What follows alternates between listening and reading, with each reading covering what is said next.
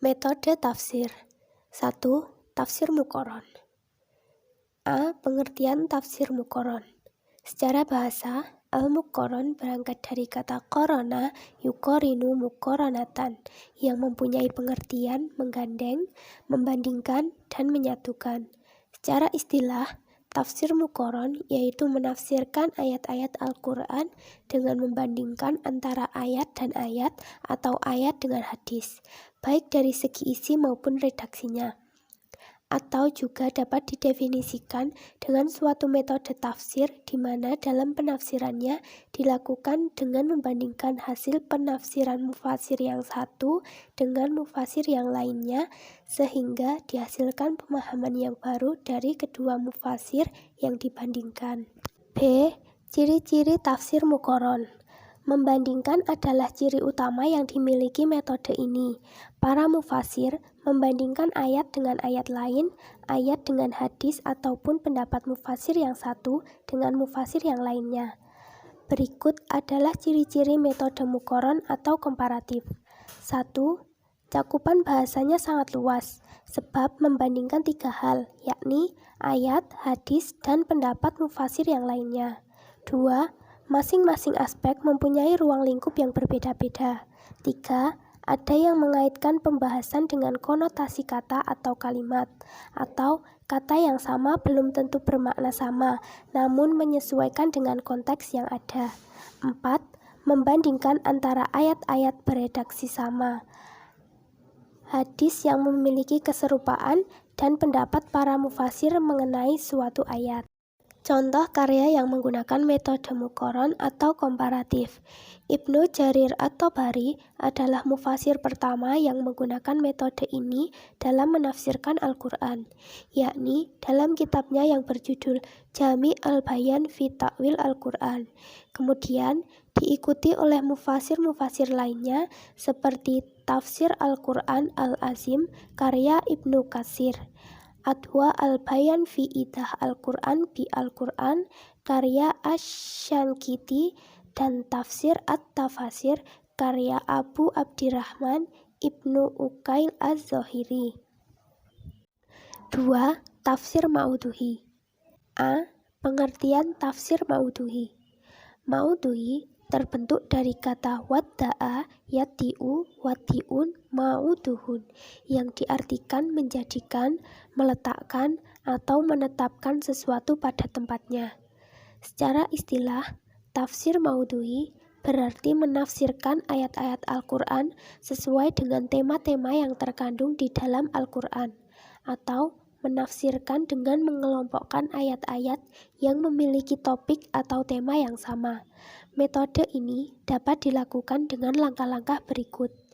1. Mengelompokkan atau mengumpulkan seluruh ayat yang mempunyai kesamaan topik atau tema. 2. Mendalami kosakata dan asbabun nuzul secara tuntas dan terperinci. 3. Mencari dalil-dalil yang dijadikan sebagai pendukung, baik berasal dari Al-Quran, hadis, maupun ijtihad. B. Ciri-ciri tafsir ma'udhu'i. Kesamaan topik atau tema menjadi ciri khas dari metode ini. Adapun ciri-ciri dari metode ma'udhu'i adalah sebagai berikut. 1. Ayat-ayat tidak ditafsirkan sesuai dengan urutannya dalam mushaf. 2. Keseluruhan ayat dikumpulkan sesuai dengan topik atau tema yang sama. 3. Hal yang sangat menonjol adalah pemilihan tema tertentu. 4. Petunjuk yang ada di dalam suatu ayat dijadikan sebagai bahan kajian. 5. Permasalahan yang terdapat pada suatu tema dikaji secara menyeluruh. C. Bentuk tafsir ma'udhu'i. 1. Tafsir Al-Quran dengan Al-Quran, yakni menafsirkan ayat-ayat yang memiliki tema sama, di mana mufasir mengumpulkan ayat-ayat yang bertema sama, kemudian menafsirkannya dengan ayat lain yang memiliki kemiripan redaksi. Cara ini dipandang sebagai cara yang paling efektif, karena tidak banyak dipengaruhi oleh mufasir, sehingga menunjukkan keutuhan Al-Quran. 2. Tafsir ayat-ayat hukum. Tafsir semacam ini dilakukan oleh mufasir dengan cara mufasir mengumpulkan ayat-ayat yang berkaitan dengan hukum-hukum fikih, kemudian mufasir mengkaji secara mendalam ayat-ayat tersebut tanpa membahas ayat-ayat yang lain secara mendetail. 3. Tafsir ayat-ayat yang memiliki keserupaan.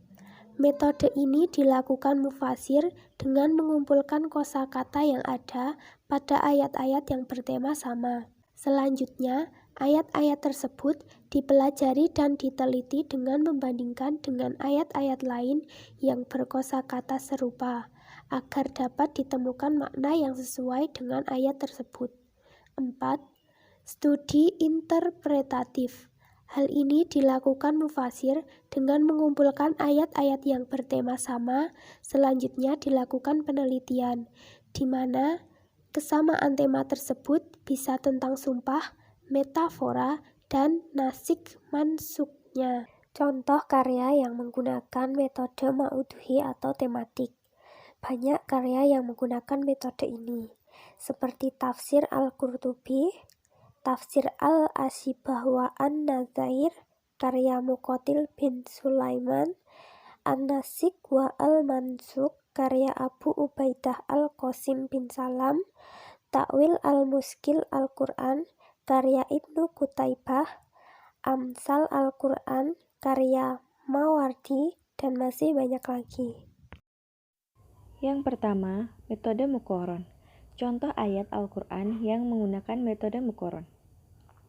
La tudrikuhul absaru wa huwa yudrikal absaru wa huwal latiful khabir.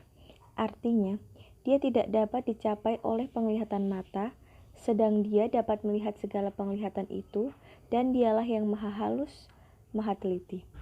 Penafsiran para ulama yang pertama oleh Al-Suyuti, yang menjadikan ada sejumlah pendapat yang dikemukakan oleh para ulama salaf ialah mengenai ayat la tudrikuhul absaru. Antara lain, Al-Suyuti mengartikan ayat di atas bahwa mata tidak dapat melihatnya. Ayat ini khusus berbicara mengenai konteks orang-orang mukmin melihat Allah di akhirat. Sesuai dengan firman-Nya, pada hari itu wajah orang-orang beriman berseri-seri memandang Tuhan mereka. Hadis riwayat Al-Shaykhani atau Bukhari Muslim menyebut, sesungguhnya kamu akan melihat Tuhanmu sebagaimana kamu melihat bulan di malam purnama. Ada pula yang berpendapat bahwa yang dimaksud dalam ayat itu ialah Allah tidak dapat diketahui secara menyeluruh. Huwa latiful khabir, artinya dia melihat penglihatan, tapi penglihatan itu tidak dapat melihatnya. Tidak mungkin makhluk bisa mengamati penglihatannya, sebaliknya dia bisa mengamati penglihatan atau mengetahuinya secara komprehensif. Yang kedua, Ibnu Taimiyah.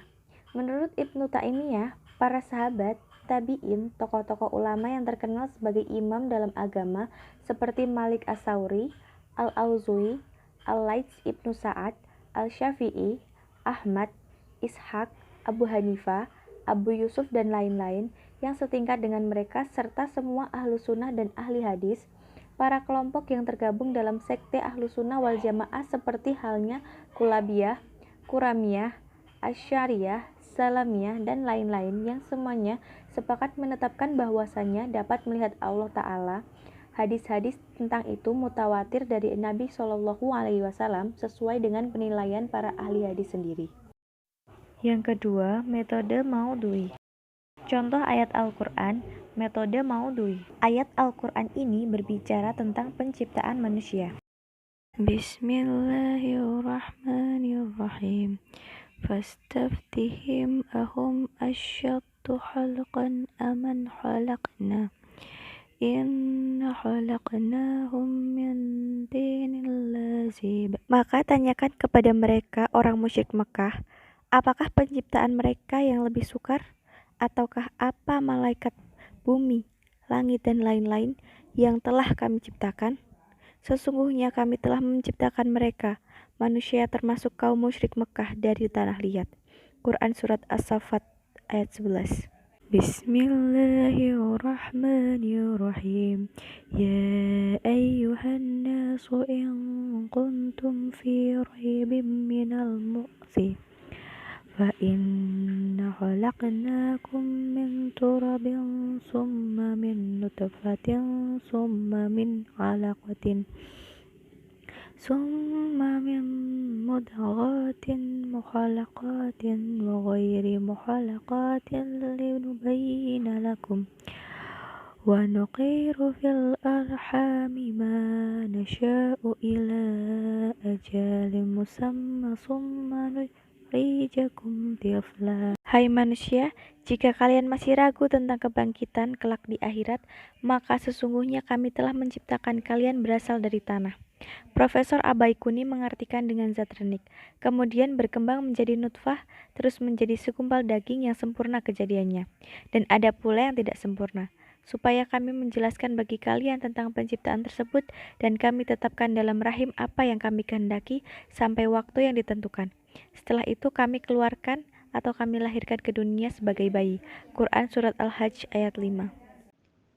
Dalam ayat di atas tadi, sudah jelas bahwa Allah Subhanahu wa Ta'ala menciptakan manusia tidak langsung sekaligus, melainkan secara berevolusi atau bertahap. Mulai dari saripati tanah, nutfah, darah, daging, akhirnya menjadi manusia utuh secara fisik. Allah menciptakan manusia dengan bertahap dan sempurna memerlukan proses yang cukup panjang, dan semua hal tersebut sudah ada di dalam Al-Quran. Kelebihan dan kekurangan. Yang pertama, tafsir Muqarron. Kelebihannya, satu, memberikan wawasan yang luas. Bagi para pembaca akan sangat diuntungkan karena dalam metode ini setiap ayat yang dikaji dilihat dari berbagai disiplin ilmu pengetahuan, sehingga pemahaman yang dihasilkan sangat luas. Yang kedua, menghargai pendapat orang lain. Hal ini dikarenakan dalam metode ini seorang mufasir mengkombinasikan dari berbagai pandangan mufasir lain. Yang ketiga, pintu pengetahuan semakin terbuka. Hal ini disebabkan karena penafsiran pada metode ini menggunakan perbandingan dari pendapat mufasir yang lainnya. Yang keempat, menuntut kehati-hatian mufasir. Dengan metode ini, seorang penafsir akan lebih berhati-hati karena komponen yang digunakan dalam menafsirkan cukup banyak. Kemudian kekurangannya, yang pertama, tidak cocok untuk kalangan pemula. Banyaknya pendapat yang masuk dalam tafsir ini bukan tidak mungkin justru akan membuat pembaca tidak memahami secara baik. Yang kedua, kurang bisa menjawab masalah sosial. Hal ini karena di dalam metode tafsir ini cenderung lebih banyak menampilkan perbandingan beberapa pendapat dan tidak mengkaji permasalahan. Yang ketiga, lebih banyak menelusuri riwayat penafsiran terdahulu. Karena memang tafsir dengan metode ini lebih banyak menelusuri pemikiran mufasir-mufasir yang telah ada, sehingga kurang adanya pembaruan dalam penafsiran. Yang kedua, tafsir maudhu'i. Kelebihannya satu, dapat menjawab tantangan zaman. Karena pada metode ini seluruh tema dibahas secara menyeluruh sehingga pemahaman yang dihasilkan sangat luas. Yang kedua, praktis dan sistematis. Karena tema-tema yang dikaji sudah dikelompokkan secara sistematis. Yang ketiga, dinamis. Dengan metode ini, Al-Quran memberikan kesan aktual dan tidak ketinggalan zaman. Yang keempat, membuat pemahaman menjadi utuh. Pemahaman melalui tema-tema yang terkaji akan membuat pemahaman menjadi utuh. Untuk kekurangannya, yang pertama, memenggal ayat Al-Quran. Pengelompokan pembahasan berdasarkan tema-tema tertentu mengharuskan mufasir untuk memenggal ayat-ayat yang memuat beberapa tema dalam satu ayat. Hal ini mungkin dipandang kurang sopan di kalangan kaum tekstualisme. Yang kedua, membatasi pemahaman ayat pada suatu tema. Dengan pemenggalan yang dilakukan, hal ini memaksa pemahaman hanya tertuju pada satu tema. Padahal bukan tidak mungkin pemahaman satu ayat dapat dilihat dari berbagai aspek, bahkan ayat lain. Secara mendasar, di dalam upaya menyingkap makna-makna maupun maksud dan tujuan yang termuat di dalam ayat-ayat Al-Quran, terdapat 4 metode penafsiran yang dipergunakan oleh para mufasir dalam mengkritisi maksud-maksud yang terkandung di dalam Al-Quran.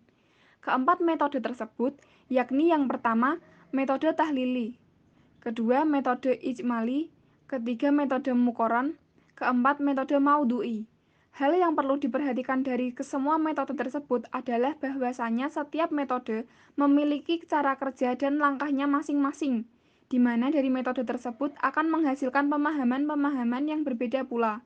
Dikarenakan setiap metode dari metode-metode yang ada pastilah memiliki kelebihan dan kekurangannya masing-masing.